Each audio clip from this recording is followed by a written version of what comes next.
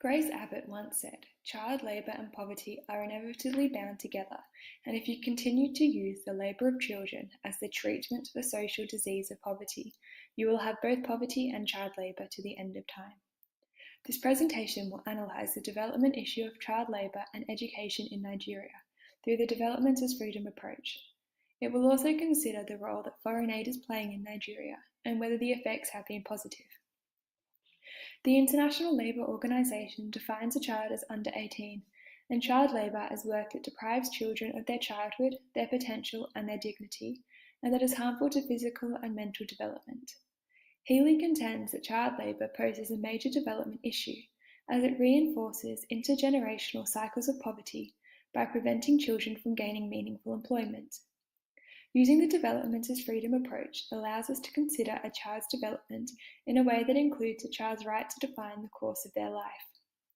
The capabilities approach to freedom first arose in 1979 when economist Amartya Sen questioned the adequacy of measuring development in the utility or commodity space, and instead suggested that development should be more concerned with the capabilities we have to enhance the lives we lead and the freedoms we enjoy. Martha Nussbaum added to Sen's framework and critiqued the fact that Sen failed to provide objective factors as to assess the freedoms people have. Nussbaum argued that if we have objective factors, it will enable us to criticise functionings that are actually made by people whose upbringing has been built around discrimination and inequity. Through this framework, we consider child labour as an unfreedom. Child labour has been a prevalent development issue in Nigeria due to the poverty cycle, uneducated families, and cultural beliefs. A key element of this development approach is a person's agency, which enables one to pursue the goals that one values. However, in Nigeria, a child lacks agency. A study demonstrated that 97% of children interviewed said they worked because of the poverty situation their parents were in. It has been found that children are aware of the importance of education for their future for its intrinsic value and well-being. A survey done by Torumiro found that over 40% of Nigerian children interviewed involved in child labour believed that there was no future in what they were doing, mostly because they attach prospects in life to education.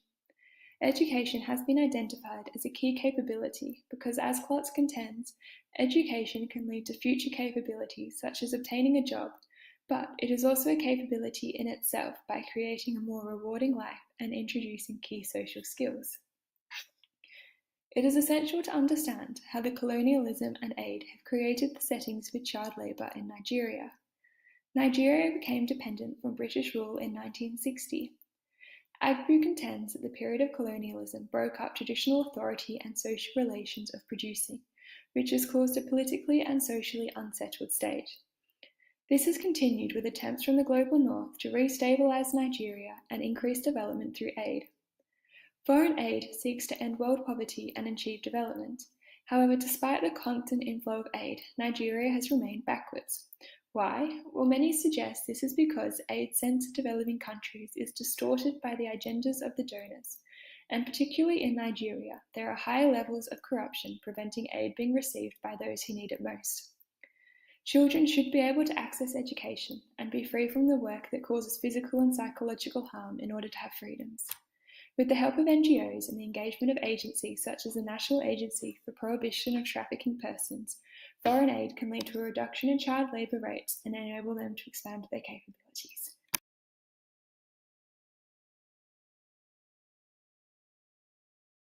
Created using Powtoon.